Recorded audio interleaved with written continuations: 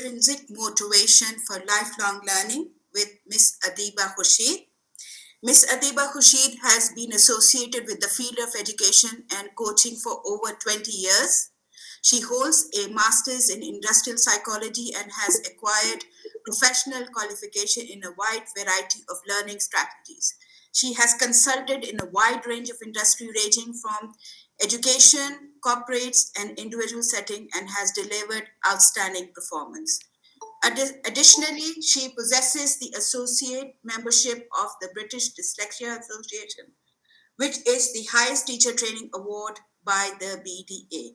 Welcome, Ms. Adiba. It is a pleasure to have you with us today. So the floor is all yours. Thank you so much, Maria, for that lovely introduction. I just would like to now begin with the part of the series that we had begun, like my previous presentation was on, and this is managing challenging learning environment. And we did behavior modification previously. So the series basically speaks of three different areas. One is the behavior modification, which we have covered previously in our presentation, and I have used behavior modification as we go along and to share my career path in a wide range of settings.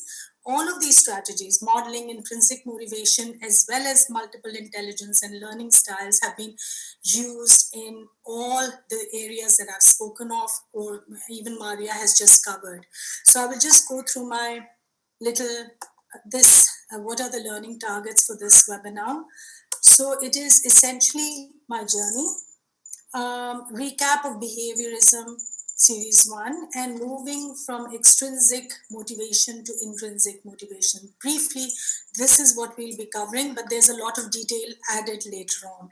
So as far as my career path of using behavior modification, I've used it as a remedial educator, and I have used behavior modification to counsel lots of parents to deal with children with a wide range of problematic behavior, with dealing with ADD and ADHD, to build structure, to build a more settled home environment for them to deal emotional and social environment for the kids. As an educator and a curriculum plan designer, I've used both behavior modification for designing all my curriculum plan, and of course my education strategies were all developed on these three frameworks. And as a life coach, again, these three frameworks were used when I coached lots of corporate leads who are thriving in their careers. Okay, so what are the different, so when I worked with some organizations, I have worked with different managerial styles as well. So these strategies are not only effective for you to design an intervention, but how you deal with the managements as well. So basically, these are the three management styles that I have worked with. And as far as coaching goes, I have used behavior modification interventions to develop target behaviors, maintaining diary goals, maintaining goals, behavioral diaries, and record keeping. So this has been my career path, basically. So a little bit of a recap. I'm going to run through this very quickly, and because we have covered these previously. So behaviorism focuses on the idea that all behaviors are learned through the interaction of the environment.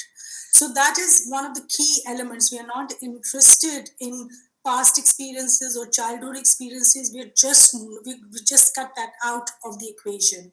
We're just dealing with the environment. Behaviorism is a key for educators and trainers because it impacts how people react and behave in their surroundings. Okay, the strategies can directly influence the behavior. Behaviorism and of course social learnings theorists ascertain that not do we create our environment, but the environment is creating us. So this is a very important point I would like you all to dwell upon, that we are dynamically creating our emotional environment. Our actions or the stimulus we are providing to the environment, and the environment is also creating us. So this is a position which is in free will deterministic debate, it is called the soft determinism. So as far as our emotional mixes are concerned, we all have our emotional mixes: attitudes, beliefs, unconscious motivations, conflicts, familial impacts, and ethnicities. Leads have their own challenges, the leaders have their own challenges, and the management is also working tirelessly to address from an organizational perspective to support the learning environment. Any learning, whether it is happening in an educational institute, whether it is happening in the corporates, the management is trying to facilitate the learning culture passively or actively, so that more production or performance is impacted, and the management is able to take out more from the employees as well. And when it comes to class performance, teachers would want, even the management, the school management or the college managements would want the results to speak for themselves. So behavior modification strategies are key for educators, trainers, and leadership. These are some of the use. So it promotes objectivities, it simplifies concepts, impacts relevance, improves clarity. These are some of the benefits of using behavior modification. And one of the important aspect of behavior modification is the impact that it leaves. It actually promotes a very proactive environment, work culture, whether it's a work culture, whether it is when you're talking about schools and educational institutions, whether it is that culture, any organization culture, it will promote proactivity.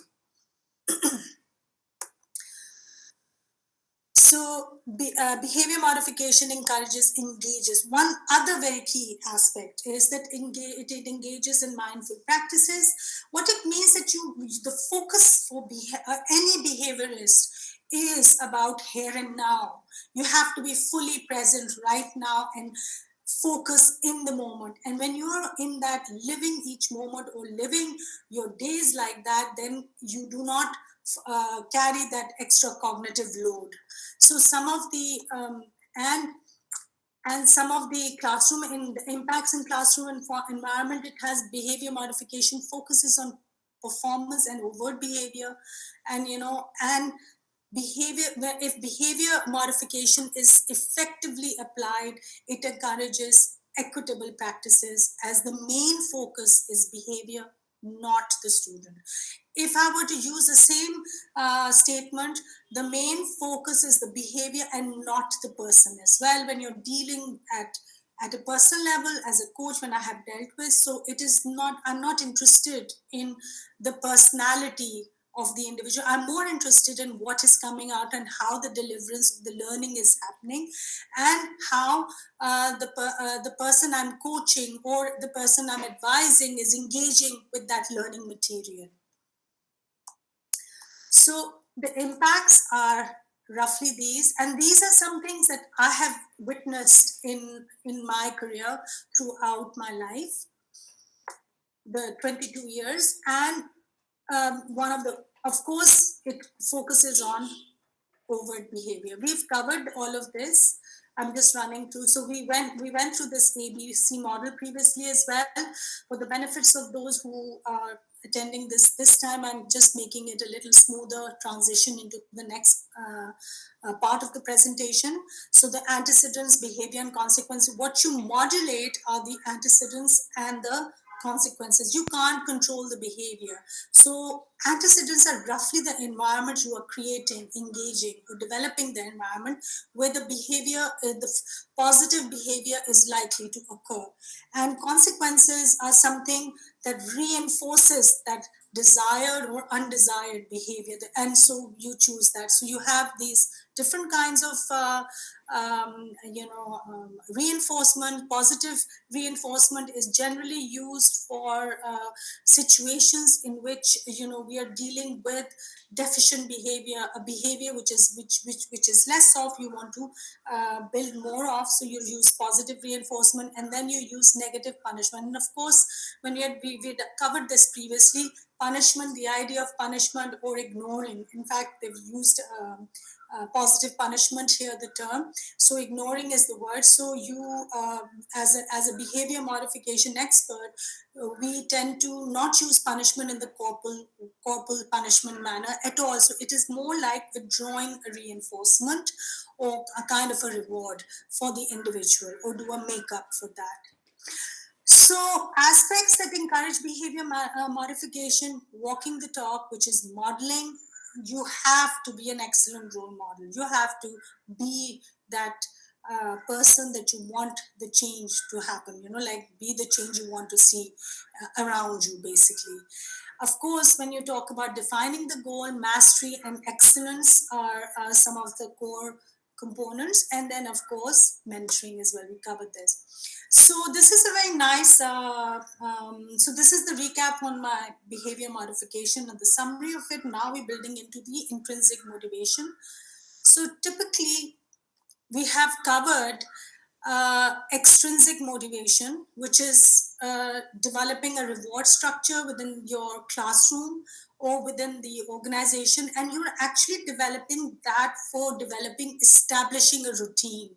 So extrinsic motivation works in developing the rudimentary tasks which you need for the environment to be more conducive, the learning environment to be more conducive. And in corporates, that would be the same things, the do's, the daily routines, the daily do's, the daily culture that you develop, the small greetings, or whatever you do within that organization, you do that on a regular basis, and so you develop a consistent way. At some point, you have to wean off that praise and rewards system, because you are actually not tapping into the cognitive level, which requires more deeper learning, metacognitive aspects, basically.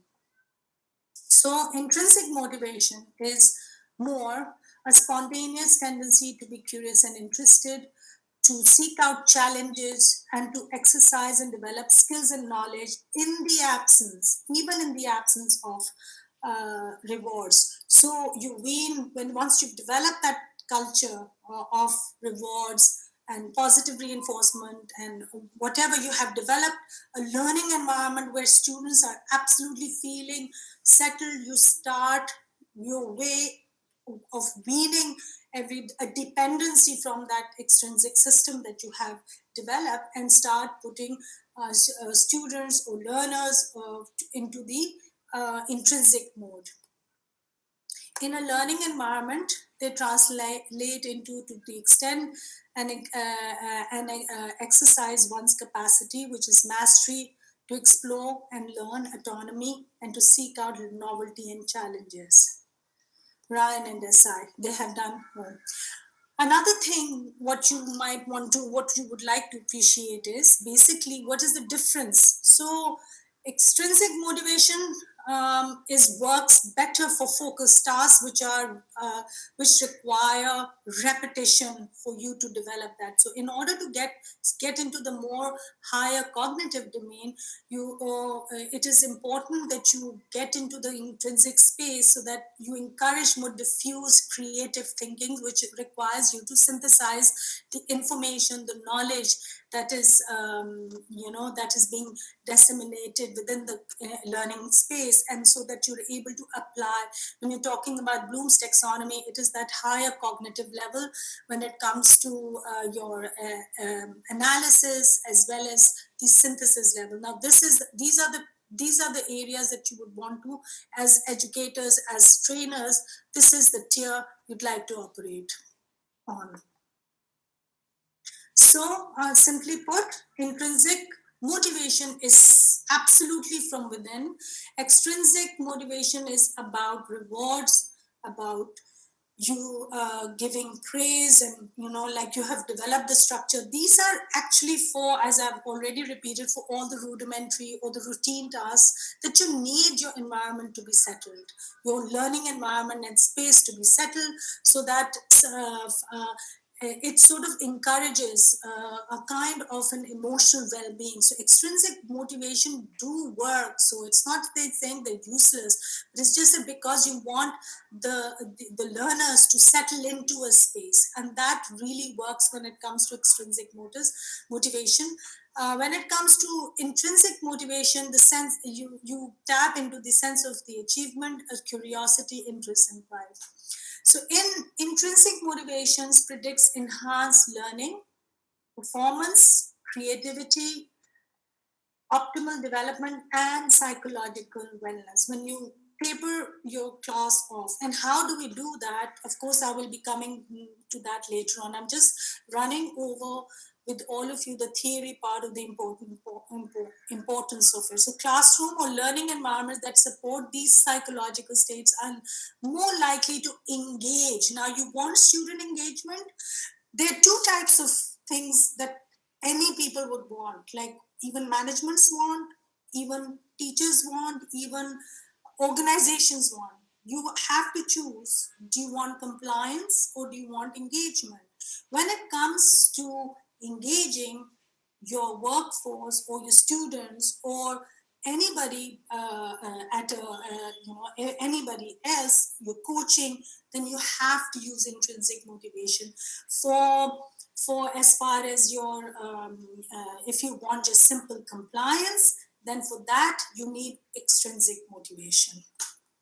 So this is what it is. So basically, author and researcher, and he's got a fantastic TED talk on intrinsic motivation. I'd like you to even have a look at it later. Daniel Pink has provided a simplified model. In fact, not only Daniel Pink, if you go over through the internet, it has been provided. This acronym is simply mastery, autonomy, and purpose. So, any learning environment that gives these three aspects eventually would have you're tapping into the intrinsic space or the right, more the right brain space of learning.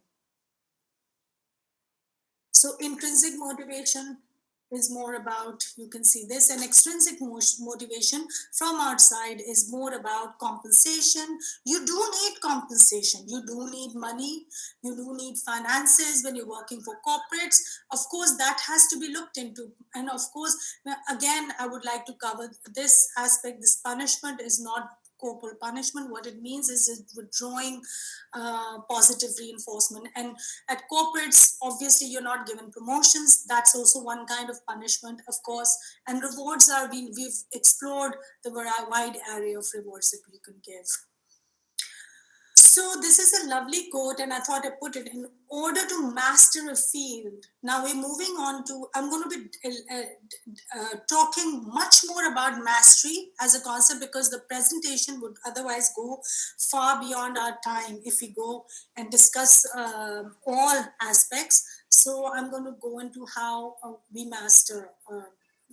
In order to master a field, you must love the subject and feel a profound connection to it. Your interest must transcend to the field itself and border on the religious. That means you love that subject or the field so much, or you develop that love and connection to it as teachers, as advocates, as motivators, as trainers, that you become that, right? So how do you develop that mastery attitude?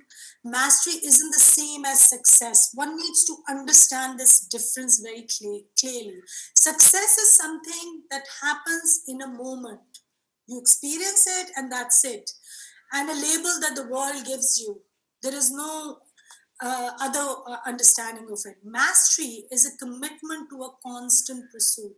So it is that state that even when you fall down, you say, okay, you're going to pick yourself up and you're going to move on and you're going to again try and again and again till you get that. Okay, practice makes perfect.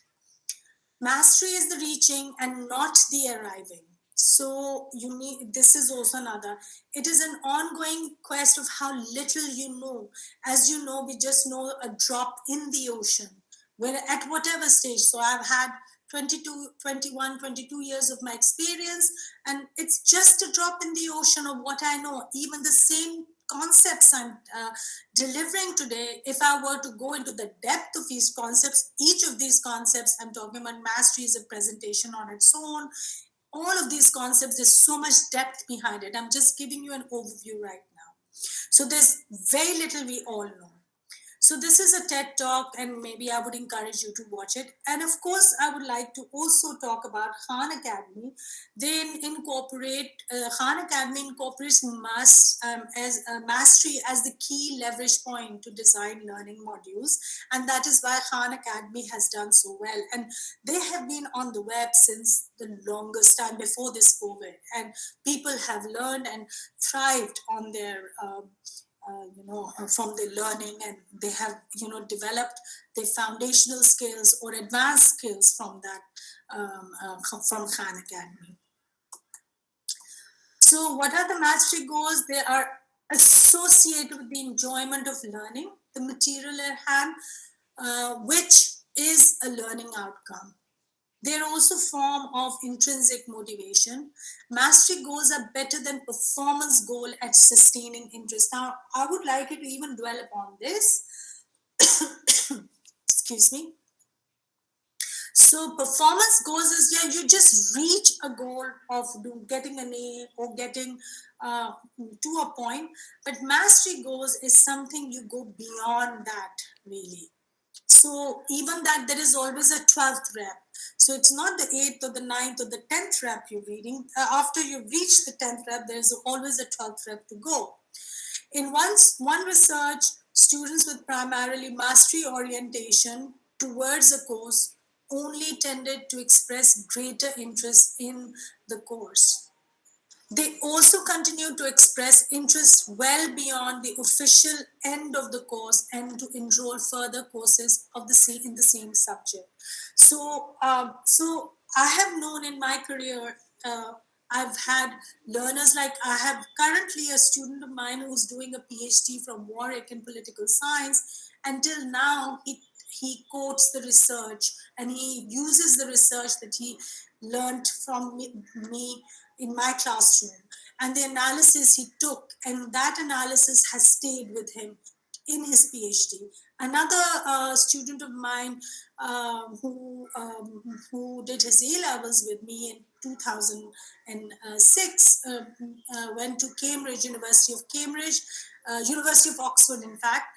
And after going through med school, he was an outstanding student, and the learning actually stayed with him. He in fact approached me. He says, "Miss, I still remember those classes, and that's the learning I used at Oxford, the foundational skills we developed in the class." So it goes beyond whatever you do. You have to go beyond that. So whereas extrinsic motivations emphasizes on the success only, intrinsic emphasizes on the creativity and the mastery, which develops grit. Okay, I'm going to just talk about this. Research suggests that intrinsic motivation, the tendency to seek novelty and mastery, is essential for grit to be beneficial. So intrinsic motive. So grit has got this simple, acronym: goals, resolve, keep trying, and tenacity. So you can see this is the kind of an attitude your learning environment must encourage, or any learning that has to happen if you want to go to the. So essentially, grit means courage, bravery, and you can see the words that it used. I have known people who are very psychologically hardy, and they will develop character. And now, there is one of the studies that I came across was that the bulk of research that is being done is now on the smart students. Why? Because they have been acers throughout their life, aces through college. then had flourishing career and one failure and they're down because they haven't had experience of failure within their classes or within their education or within their life. And one little failure, life is unpredictable, so the education system or any learning environment has to prepare us for enough failure, experience of failure, so we are able to pick ourselves up. Courage and bravery comes out from that space. So this is your grit attitude, and I think it's about not short to changing anything, whether you're delivering anything, you put in your heart and soul in everything you do, and redo if needed, ignore negatives, and take your time. Sometimes in certain learning can give us a lot of time. For example, if you want to get rid of your own fears, you want to just work at those, eliminating those fears. For example, you could have certain fears and work through a therapist for a long period of time, and then take your time to get over that. Once you've identified something, you just keep on make it work in progress. And of course, sometimes in school it doesn't happen. In educational settings you have, or even organizational setting, you can't take your time, but you have to try and do it as much as you can. So growth mindset is the belief. I would like to also tap more into the growth mindset aspect of intrinsic motivation. So, growth mindset is also a belief that intelligence can be nurtured through learning and effort, while intrinsic motivation is the volition or to engage in a task to inherent satisfaction. And of course, growth mindset and intrinsic motivation are interrelated. So you cannot, individuals' growth mindset have heightened awareness of attention to errors. So one of the very important, interesting thing is that how do I make independent learners? If I develop, if you develop, we all develop growth mindsets in individual. What are we developing? We're developing self-regulation. That's metacognitive. How to think about your own thinking, and how to basically check on your own miscues than anybody else giving you that feedback, right? It makes you responsible as well. So growth neutralize the, in fact, people with growth mindsets are so positive in their energy that if they get feedback from someone, they do not take it to their heart. They understand, okay, this is good for me, this feedback is good for me. Intrinsic motivation impacts on adaptive consequences for individuals, such as exposing them to novel situations and developing diverse competencies to cope with unforeseen circumstances. So, life actually, you have to go through unforeseen circumstances. So growth mindset is another thing that intrinsic motivation develops. And so you're able to tap into many competencies of yourself in order to cope with so many challenges that come. In addition, the propensity for individuals to learn new material and to differentiate their interests, thereby fostering a sense of purpose and meaning. So, when you're developing the growth mindset, we also are developing purpose and meaning, which is the second part of intrinsic motivation when we were covering. Intrinsic motivation is key for academic achievement and pursuits of interest, thus fostering learning and growth. So, these are some of the researchers and all. So a little contrast, you might come across people with fixed mindsets and growth mindset. This gives you a good comparison of that. So if we are in that positive space, also one other thing, most individuals think that IQ is fixed and it cannot be changed.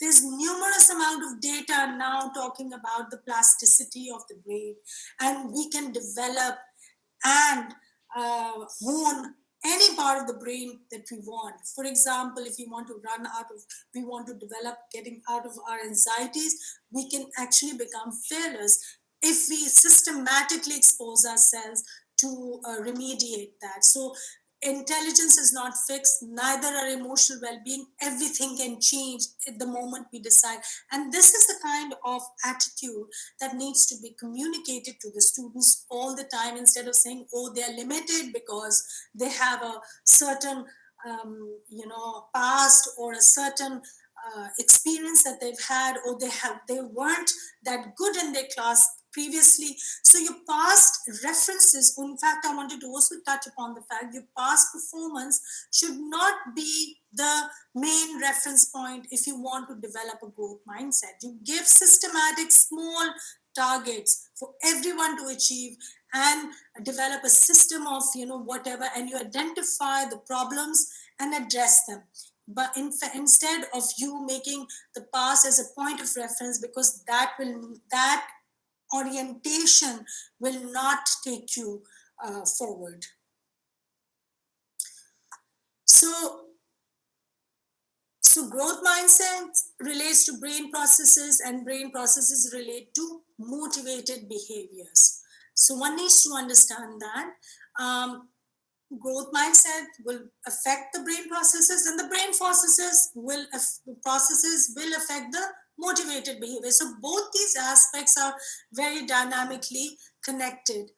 Motivated behaviors can affect cognition, as motivation shapes what and how people think. With the inculcation of growth mindset, individuals will perceive the intrinsic value of a given task and self-regulate their behaviors to perform the task. Now, another feedback for 10 years when I was as an educator, I got, Miss, you're the only one who makes us responsible. Miss, you're the only one who teaches us this. So essentially, I was teaching them self-regulation. Essentially, I was teaching them. I had developed, worked very hard in my classroom structure to build an equitable, to lean towards equitable practices, and students said that to me, gave me feedback on that over the years. Again, through internalization, individuals will generate intrinsically motivated behaviors at work or at school.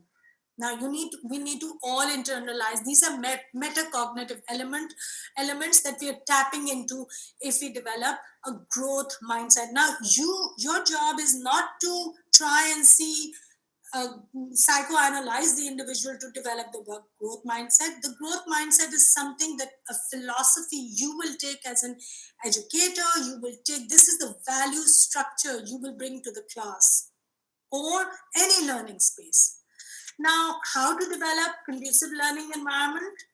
Step one, you develop a behavior modification plan, which is established consistently for building structure, and you settle your students, your organization with that plan. Your routines, daily tasks, what time is the meeting, what time is you're going to meet, have short breaks, how will you engage in those short breaks, what is the kind of a culture. Now this is consistency, organizational culture or in classroom culture.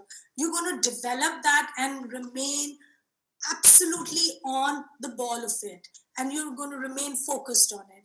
And then design a consistent system of extrinsic motivation by using the 4 schedules of reinforcement as discussed earlier. So rewards, appreciation, and token economy. This is for behavioral deficient behaviors, like you want to see more of a certain behavior, of positive behavior, you're going to use positive reinforcement. And as far as ignoring is used, you use it for individuals who are showing excessive behavior, for example, talking out of turn, or interrupting. You just ignore that. And then negative reinforcement is the next schedule, and of course least desired is the punishment. And I have already spoken, withdrawing a positive reinforcement or expected reward. Now this is just step one of developing any conducive learning environment. Now I'm simplifying it at a concept level for all of you. So there's much more depth to it, but as a concept, this is how we go about it. Step 2 is systematically design a subject. If you are teaching, branding strategies, with a multidisciplinary approach that is connect your subject across academia. So that is something I find a lot of educators lacking in. So when the lectures, the classes, or the learning environment becomes so much more interesting, when students are able to connect the learning, they're able to connect the dots of the learning that they are doing in other spaces and bring that within your class. And of course, when you're talking about we all need to develop core values and communicate these core values periodically with the marketing edge. Now, another thing is you have to walk the talk. You have to model the values consistently. Be passionate and a believer yourself before you start teaching others, and model that overtly and consistently. So this is something modeling. By the way, our prefrontal cortex is designed to imitate. So if you are consistently, I must give you some research on that. If you are able to connect, you're when you're in a learning space, you are connected to everybody's prefrontal cortex. Let me tell you, with the neural Wi-Fi. So you want to create the positive impact within your class, and this is not mumbo jumbo stuff. This is hardcore science. You can there is research behind it, and so these mirror neurons basically teach us to imitate positive behavior. And so if there is congruence within your own personality, congruence with your value structure, congruence within yourself, your mind, body, and soul, thinking and believing what you're doing, it will impact. So it is very important you do that, and because you will do it consistently. So one reminder again, any behavior technique, one modification technique never fails. If they're either applied inefficiently or inconsistently, it leads to less than desired change. So one needs to understand that, when there is a learning, students are not delivering, workers are not delivering, organizations are not delivering, it's feedback for you. It's no fault of theirs. You have not delivered yourself. Why do we take the path of blame instead of accept responsibility and try change ourselves and be the change we want to see? So that there is a lot of weight in that quote that I've spoken of, and basically go and redesign, rethink, redevelop, reinvent as many in time as till the time the learning intervention or the intervention has an impact. So coming to the end of my presentation, the summary is intrinsic motivation is widely known as a classical approach to motivation. It recently has been upgraded in positive psychology and more current compelling research with powerful impacts, for example, grit and fostering a growth mindset. Intrinsic motivation is an application of behavior modification method that encourages metacognitive in learning. It promotes self-regulation and engagement that are carried far and beyond into life, impacts academic, career, personal domains, and ensures emotional well-being. The practices are used widespread across industry for mental health, special education, and the corporates to evoke and establish structure and engage the workforce, whichever workforce, whether it is your students, whether it's your organizational workforce. This presentation has covered the basic assumptions and applications from an experiential perspective. Hope you enjoyed and this share and find it useful to apply. So these are some recommended readings that I have within this presentation, and some more readings. And you are welcome to connect with me whenever you like. Okay, Maria. Thank you, Ms. Deva. It was very enlightening. Some very interesting topics. I love the growth mindset you have shared with us and the grit as well. So it's now time for the audience to communicate with our presenter. You can write the questions in the chat box, or you can just open your mic and ask the question directly, please. Okay. Yeah, somebody wants to ask a question, but yes, please, Mr. Feroz, you can open your mic. Hello, am I audible? Yes. Yes, you are. Yeah. Okay, thank you very much. Greetings to the organizers of this presentation, as well as to the speaker, Ms. Adiba Khurshid. Thank you very much for your insight, and we've already had some takeaways. My question is the following. Could you please tell me what is the extent of encouragement versus punishment, and how to balance encouragement and punishment to enhance student engagement in the classroom? Okay, we covered this in a lot of detail in the previous presentation, and I'm going to just run it by you so that you understand it more, give you a little more elaboration on it, because we briefly touched upon it. Punishment, as I have already clarified, is not corporal, or it is not like you being aggressive, or even by your voice or in any other manner.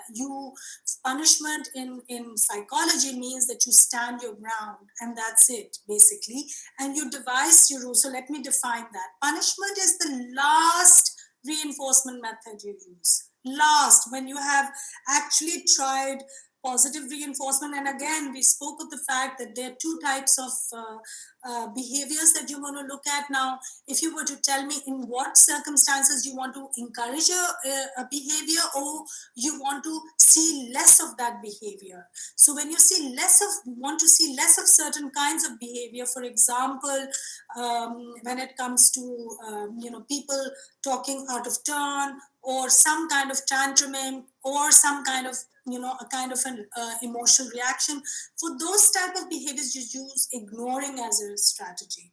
For rewards, typically is used to remediate, like you want to improve. For example, a simple thing is you want to encourage greetings in your class, right? Everybody comes to the class, there's no greeting culture within the school or within the organization, or these students don't know it. So for example, you want to encourage that. So you start on the positive reinforcement initially, but from continuous, you go to the intermittent schedule, and then you wean it off, and then punish. Punishment is the very last straw, and as I said, it is withdrawing a reward. Like, for example, you for example, ask them to do a makeup. They have to stay out after class for 10 minutes, or the recess time, or timeout strategies. These are punishments in mainstream psychology or behavior modification. Thank you very much. If you don't mind, I have one last question. Sure. I have this curious question. Do you think intrinsic motivation can somehow turn into extrinsic, and vice versa, extrinsic into intrinsic at some point? Yeah, they do, because you are, at the end of the day, trying to achieve a goal, right? But the way you approach intrinsic motivation is that you fall, it doesn't take your your motivation away. You say you're going to try harder. That's what intrinsic motivation is, to persevere, to be remaining. So yes, of course, they're kind of interrelated terms as well, and they overlap. There is an overlapping aspect, but not entirely, I would say. Thank you. Okay. We still have time for more questions if any of the attendees wish to ask or comment or share their thoughts. You are most welcome to do so now.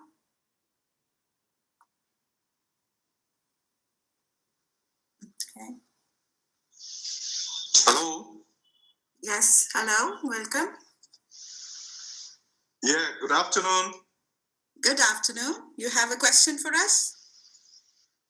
Yes, please. Go ahead. Please, well, I would like to thank the organizer of this event, especially Adiba, for her presentation. It was quite warming and very wonderful. Now, my question is, when we talk about intrinsic motivation, I know you've linked it with behaviorism, but are there any particular school of thought that works with intrinsic motivation? Are there any particular school of thought in this area of motivation? I think there are many schools of thought. It depends entirely on what you see when you're developing intrinsic motivation. You have to more talk about your own values that you want to bring, the organizational values and your own values, and then bring it to the class. Of course, there are many schools of thought in psychology that talk about intrinsic motivation, and behavioristic approaches really talk about intrinsic motivation because it comes under that approach really. But now approaches also overlap. For example, maybe humanistic, you'll see humanistic approaches also having tiers of that, and many other, for example. Okay, thank you very much. And one more last question, if you don't mind. Sure. Please, can you quickly run over the grids? The what? The grids. Grids you shared earlier. Which slides? Yeah, just briefly talk about it. Yeah. So basically, I spoke about, if I were to say the summary of it was, we talked about behavior modification and developing a structure using, the schedules of reinforcement. That was the first part, and how to develop a more settled environment within a classroom or any learning space. That was first part. Second part was building it to the intrinsic motivation. How to build in more meaning, mastery, and purpose driven classes, basically. And then we covered grit and growth, developing a growth mindset, and how growth mindset and in fact, research has postulated that growth mindset and intrinsic motivation are very dynamically related. So I spoke of that, right? And these are all tiers of positive reinforcement. And then, of course, I gave away the method that I used.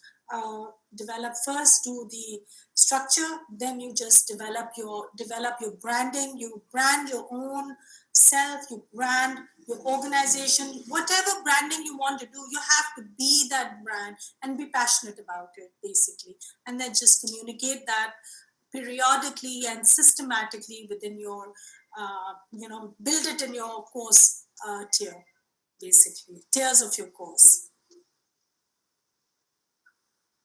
Thank you so much. All right, thank you very much. Yeah. Thank you for your question. Thank you too. You're welcome. You're welcome. It's a pleasure. Is there any more questions before we end the session? Please share now. You can even type in the chat box.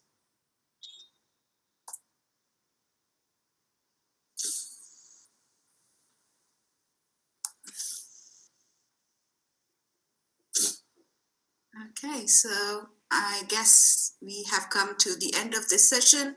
Thank you so much, Ms. Adiba, for enlightening us of the interesting topic.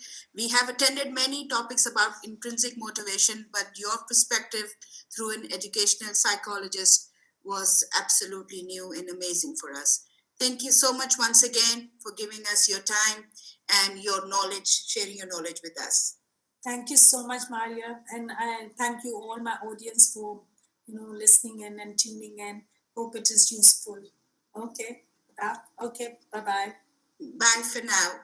We request all the attendees to please fill in the form that will record your attendance, as well as we will be able to send you your certificates in the next 2-3 days. Thank you so much.